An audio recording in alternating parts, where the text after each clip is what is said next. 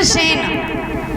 अब देवक के ऊपर जब वृद्धावस्था आ गई तो महाराज आउक के ऊपर जब वृद्धावस्था आ गई तो महाराज आउक ने ये सोचा कि अब हमारे ऊपर वृद्धावस्था आ गई तो ये मोह माया छोड़ करके वन में जाकर के भजन करना चाहिए और अपना राज्यपाट जो है वो अपने बड़े बेटे उग्रसेन को दे देना चाहिए।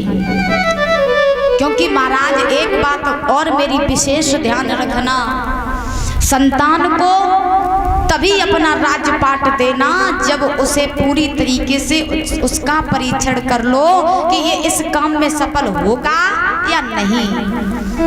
क्योंकि ये भी बताया जाता है कि लड़कों को तब तक अपना राज्यपाट ना दो जब तक वो खुद के पैरों पर खड़े ना हो जाएं। क्योंकि बच्चों को खुद के पैरों पर खड़ा कर दो तो फिर जीवन भर वो किसी के आश्रय नहीं रहते हैं और फिर बाद की कमाई तो उनकी होती ही है। क्योंकि महाराज आज के इस जमाने में क्या होता है कि लड़के जब तक बाप जिंदा होता है तब तक बाप की दौलत खाते हैं और जब बाप मर जाता दौलत खत्म हो जाती तो भीख मांगने के लिए तत्पर हो जाते हैं। तो बताया भी जाता है कि लगा दे आग पानी में जवानी उसको कहते हैं और लुटा दे बाप की दौलत हरामी उसको कहते हैं। और ये इसी बीच में 101 रुपये सम्मानित कर रहे हैं प्रदीप भैया जी, नंगला प्राणी के रहने वाले हैं। ये 101 रुपये सम्मानित करे, बहुत बहुत धन्यवाद है। भगवान से कामना करेंगे इनके हाथ धनों के लिए बढ़ते रहे, धन के भंडार भरे रहे, हमेशा संतान से सुख प्राप्त होता रहे। बोले गोविंद भगवान की।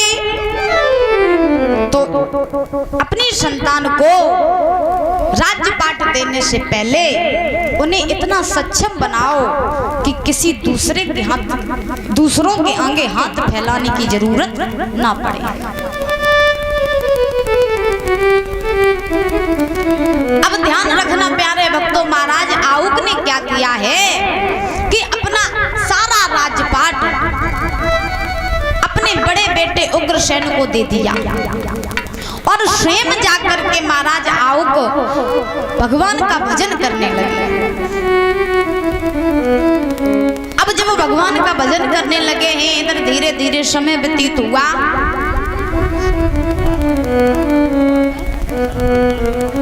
और ये इसी बीच में 101 रुपये सम्मानित कर रहे हैं संजू प्रधान भैया जी, नंगला प्राण से आए हुए हैं। अच्छा master, sorry Sanju master, Sanju master साहब जी 101 रुपये सम्मान करे, बहुत बहुत धन्यवाद है। अब प्यारे भक्तों ध्यान रखना, श्री सुखदेव जी राजा परीक्षित को समझा रहे, धीरे धीरे समय व्यतीत हुआ, महाराज उग्रसेन का विवाह हुआ। तो महाराज उग्रसेन की पत्नी थी जिसका नाम था पवन रेखा। महाराज पवन रेखा इतनी सुंदर थी कि उसकी सुंदरता का बखान नहीं किया जा सकता है, लेकिन सुंदरता के साथ साथ पवन रेखा बहुत बड़ी पतिव्रता भी थी। इतनी पतिव्रता थी कि महाराज वो कभी भी स्वप्न में भी पराये पुरुष का स्मरण नहीं करती थी, इतनी बड़ी पतिव्रता थी। तन की सुंदरता नहीं देखी जाती है, सुंदरता हमेशा मन की देखी जाती है, इसका मन कैसा है। लेकिन महाराज कलयुग में तो तन की सुंदरता की ज्यादा अहमियत है, मन की सुंदरता कोई नहीं देखता है। लेकिन संसार का क्या है, आज है कल नष्ट हो जाएगा। लेकिन अगर जाना ही चाहते हो, दिखाना ही चाहते हो तो हमारे ठाकुर को हमेशा मन की सुंदरता दिखाना, क्योंकि हमारा ठाकुर कभी भी तन की सुंदरता नहीं देखता, हमेशा मन की सुंदरता देखता है।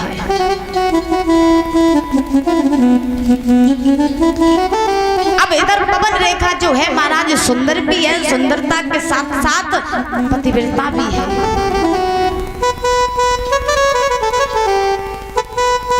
अब महाराज आजकल कलयुग में तो आप जानती हो सही पतिव्रता। एक बार मैंने पूछी थी, शायद दूसरे दिन पूछी थी, पता नहीं तीसरे दिन, कि कलयुग में तो सभी हमें जलगत के नंगला प्राण में तो सभी पतिव्रता है, नंगला प्राण में सब पतिव्रता है। तो मैया उस दिन मैंने पूछा था अपने अपने पतियों के कौन कौन पैर छू करके आए,